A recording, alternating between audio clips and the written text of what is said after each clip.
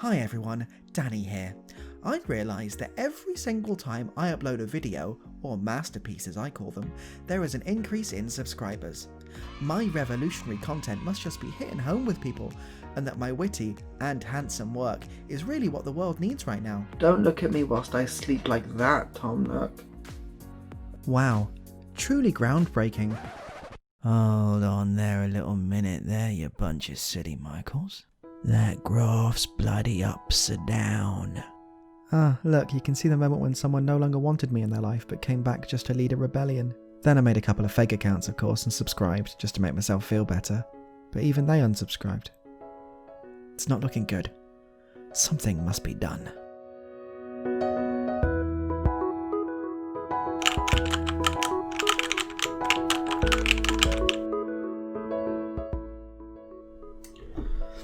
You know, I'm sure some of these methods are tried and tested and have skyrocketed some great people into fame, but that's not what we're about here at Danny Docile. We're not in it for fame, or love, or money, no. We're in it for the far more modest aim of 20,000 subscribers. I don't care where these subscribers come from. They could love me, or hate me, or subscribe because they have a legitimate reason to think I might actually be their dad. You are all just numbers to me, keeping my serotonin on the up. But if that number ever does reach 0, I will have to kill myself. But that's not a problem for you all. That's one that my friends and family will have to bear. Here at Danny Docile, we believe what will make you really stick around is if you get to know the real me. Not the characters I portray, but the human side, the compassionate side. By the end of this video, not only would you understand the sort of person I am, but you would have subscribed and hit the like button so hard you would have broken your own wrist. What's the best way to get to know the real me? I believe it's from honest testimonials from people that know me, speaking about their fondest memory of me. Roll VT. Oh God, my fondest memory of Danny. It's a difficult one. Probably goes back to when we first met. I was working at Disneyland at the time. Danny is a prominent face behind the scenes. He's on a list of people known for pretending to be handicapped or disabled. You know, the sort of person that will hire a wheelchair to try and get to the front of the line. If you've ever worked at Disneyland Paris or Tokyo, or even the ones in the States, you will find a picture of Danny in the Black Book. He's tried it all over. Very not very successful at it. Terrible actor, and just offensive. I think my fondest memory of Danny Docile was the first time we met. I was walking down the street and I heard a scuffle. So I looked inside the charity shop and there he was, holding the staff at gunpoint and robbing the till. I'll never forget the look in his eyes when he said, "It always feels better coming from charity." I invited him out for a hot dog after that, but he said he was busy. He had to hit the orphanage next. Good times. I reckon my fondest memory of Danny is probably when he nicked my car keys. He took them and I said, "Oh, I'll give them back." And he said, "No, I won't give them back." I said, "Come on, give them back, I need them." And he said, "No." And then he ate the car keys, he put them in his mouth and swallowed them. And he got on top of my car and started making car noises and just going vroom vroom and beep beep. And I said, "Give them back." And he said, "No." And I did miss my mum's chemo appointment, but it was very funny what he did.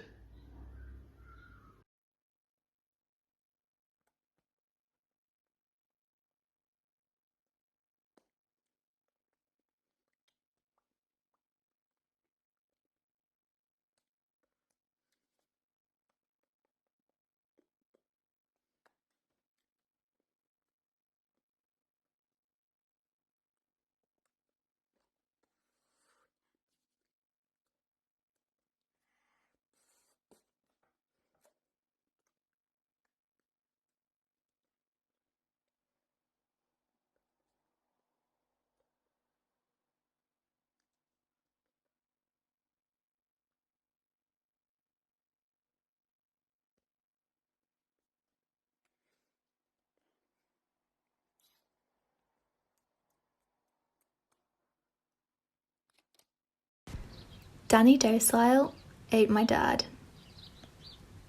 It was rather inconvenient. Danny's awesome in the most terrible sense of the word. Truly, truly terrific. He took everything from me. I mean, just starting from the top, there's my robot repair roleplay. He ripped it right off the page. No, mine's older.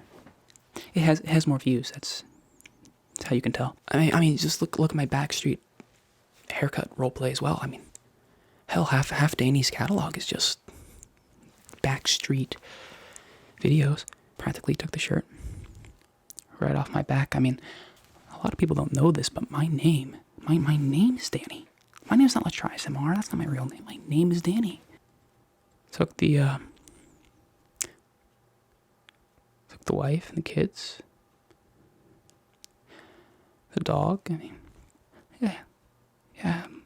I got nothing left. But thanks for the reminder.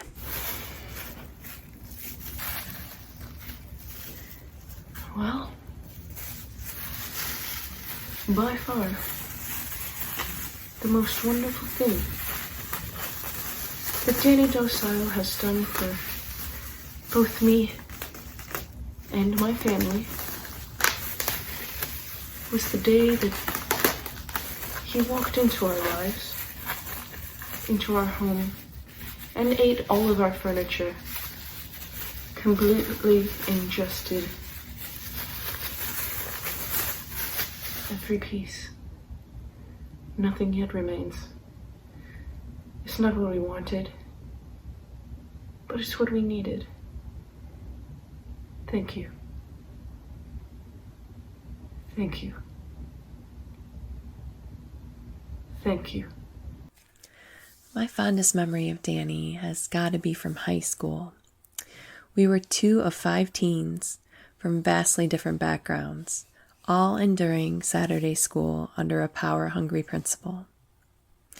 We were a rebel, a brain, an outcast, a princess, and a jock. We all had different stories to tell, and when we told them, we all looked at each other a little differently. And then we questioned whether school would ever be the same. I will never forget it. Come on, John. It's time to play, John. Where have you gone? Where have you gone, mate? Where have you got to, mate? Are you over here? You over here?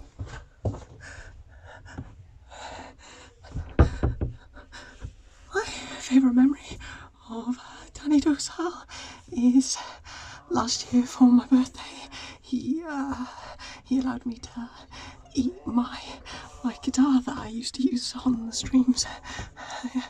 I mean, he did put lemon juice in my mouth when he saw it bleeding, but it's better than the moths in the cupboard that I usually use.